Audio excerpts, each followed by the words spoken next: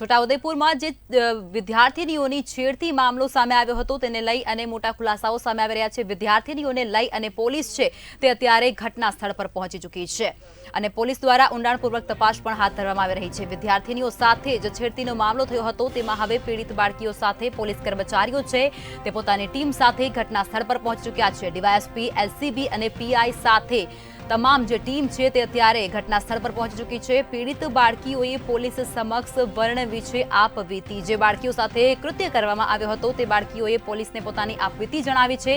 5 આરોપીઓ પૈકી એક આરોપી પોલીસના સકંજામાં પણ આવી ચૂક્યો છે। પોલીસ દ્વારા વધુ કાર્યવાહી હાથ ધરાઈ રહી છે ત્યારે અન્ય આરોપીઓને પકડવા માટે પોલીસ દોડધામ મચાવી રહી છે।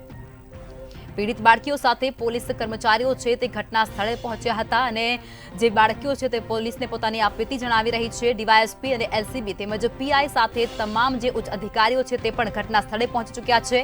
પીડિત બાળકીઓ પોલીસ સમક્ષ પોતાની આપવીતી વર્ણવી રહી છે। 5 આરોપીઓ પૈકી એક આરોપી પોલીસના સકંજામાં પણ આવી ચૂક્યો છે ત્યારે હવે પોલીસ દ્વારા આગળના અન્ય જે આરોપીઓ ફરાર છે તેઓને શોધવા માટે ચક્રો પણ ગતિમાન કરવામાં આવી રહ્યા છે। નસવાડીમાં જે ઘટના બનવા પામી હતી તેમાં હવે પીડિત બાળકીઓ સાથે પોલીસ કર્મચારીઓ છે તેઓ ઘટના સ્થળે પહોંચી ચૂક્યા છે અને તેમના દ્વારા તપાસ હાથ ધરવામાં આવી રહી છે જેમાં ડીવાયએસપી, એલસીબી અને પીઆઈ સહિતનો મોટો કાફલો છે તે અત્યારે ઘટના સ્થળે પહોંચી ચૂક્યો છે। પીડિત બાળકીઓએ પોલીસ સમક્ષ પોતાની આપવીતી વર્ણવી છે। 5 જેટલા આરોપીઓ પૈકી એક આરોપી પોલીસના સકંજામાં પણ આવી ચૂક્યો છે। ત્યારબાદ જે ફરાર આરોપીઓ છે તેમને શોધવા માટે પોલીસ દ્વારા ચક્રો ગતિમાન। ગત તારીખ 2 જાન્યુઆરીના રોજ સંખેડા પોલીસ સ્ટેશનમાં પોક્સો એક્ટ, ધારની કલમ અને છેડતીની કલમ પ્રમાણેનો ગુનો રજીસ્ટર કરવામાં આવ્યો છે।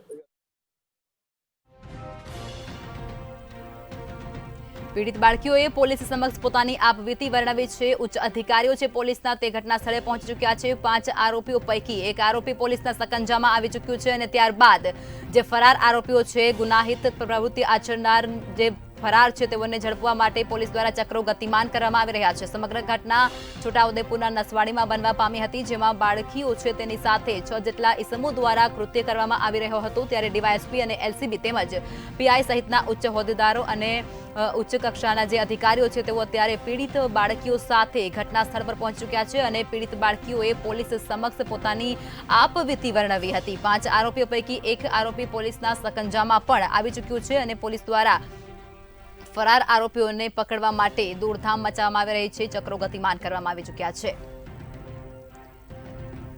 નસવાડીમાં આ ઘટના બનવા પામી હતી જેમાં સ્કૂલેથી ઘરે જતી વિદ્યાર્થીઓ એક ખાનગી પિકઅપમાં બેઠી હતી અને તેમાં 6 જેટલા ઇસમો દ્વારા તેમની છેડતી કર્યા હોવાનો પ્રયાસ કરવામાં આવ્યો હતો। ત્યારબાદ વિદ્યાર્થીનીઓ છે તે અત્યારે પોલીસ સમક્ષ પોતાની આપવીતી વર્ણવી રહી છે। ઉચ્ચ અધિકારીઓ, ઉચ્ચ પોલીસ કક્ષાના જે અધિકારીઓ છે તે પણ બાળકીઓ સાથે ઘટના સ્થળ પર પહોંચ્યા છે અને ત્યારબાદ ત્યાં જઈ અને તપાસ હાથ ધરવામાં આવી રહી છે।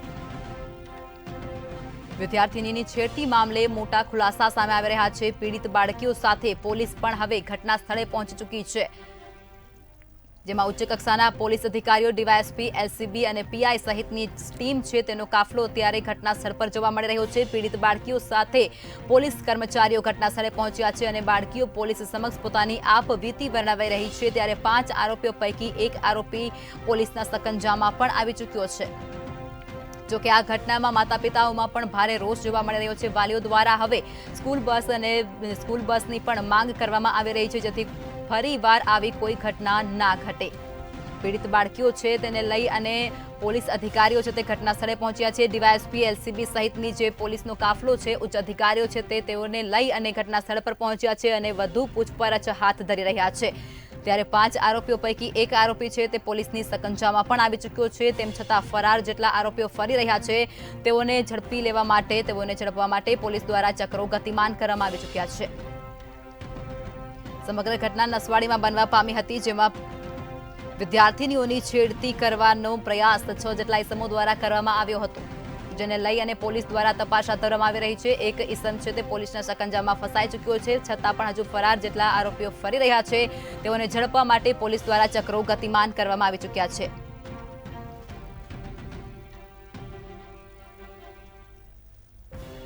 અન્ય આરોપીઓને પકડવા માટે પોલીસ દ્વારા ચક્રો ગતિમાન કરવામાં આવી રહ્યા છે ત્યારે માતા પિતાઓએ પણ પોતાની જે આપવીતી છે તે વર્ણવી છે તેઓ દર્શાવી રહ્યા છે કે જે સ્કૂલ બસો છે તેને શરૂ કરવાની માંગ પણ વાલીઓ દ્વારા ઉઠવા પામી છે કારણ કે આવી ઘટનાઓ અવારનવાર બનતી હોય છે તેને લઈ અને આ પગલું સ્કૂલ દ્વારા ભરવામાં આવે તેવું પણ તેમના દ્વારા કહેવામાં આવી રહ્યું છે।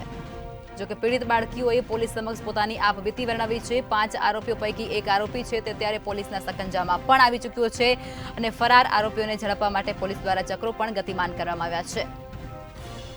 છોટાઉદેપુરમાં વિદ્યાર્થીનીઓ સાથે છેડતીનો બનાવ સામે આવ્યો છે। ગત તારીખ 2 જાન્યુઆરીના રોજ સંખેડા પોલીસ સ્ટેશનમાં પોક્સો એક્ટ, ધારની કલમ અને છેડતીની કલમ પ્રમાણેનો ગુનો રજીસ્ટર કરવામાં આવ્યો છે, જેમાં એક આરોપી અશ્વિન ભીલની ધરપકડ કરવામાં આવી છે। આ બનાવ એવો હતો કે અપરિપક્વ ઉંમરની સગીર ઉંમરની દીકરીઓ કુંડલી ગામની હતી, જે છોકરીઓ કોસિન્દ્રા ગામથી પોતાના ઘરે પરત ફરી રહી હતી ત્યારે આ અશ્વિનના વ્હીકલમાં, જેનો ડ્રાઈવર સુરેશ ભીલ નામનો વ્યક્તિ હતો, તેના વાહનમાં આ છોકરીઓ બેઠી હતી, જેમાં અશ્વિને આ છોકરીઓ સાથે બળપૂર્વક શારીરિક છેડછાડ કરવાની કોશિશ કરી હતી અને એમની પાસેથી જે એમના રૂપિયા હતા એ લઈ લીધા હતા। ટોટલ કુલ 6 આરોપીઓ છે, જે પૈકી અશ્વિનની ધરપકડ કરવામાં આવી છે। આ દીકરીઓ ગભરાટના મારે ગાડીમાંથી કૂદી પડી હતી, જેમાં આ દીકરીઓને નાની મોટી ઈજા થઈ છે। હાલ તમામ દીકરીઓ સુરક્ષિત છે। દીકરીના વાલીઓને અમે કાઉન્સેલિંગ કર્યું છે અને એક દીકરી જે ટીમમાં જે સૌથી મોટી ઉંમરની હતી, જે 17 વર્ષની હતી, જેની ફરિયાદ રજીસ્ટર કરવામાં આવી છે। તમામ આરોપીઓના નામ આવી ચૂક્યા છે। જે આરોપીઓના નામો છે: અર્જુન ભીલ, પરેશ ભીલ, સુરેશ ભીલ, સુનિલ ભીલ અને શૈલેષ ભીલ। જે પૈકી સુરેશ આ વાહન ચલાવી રહ્યો હતો અને ખેત મજૂરોને સૌરાષ્ટ્ર પહોંચાડી રહ્યો હતો।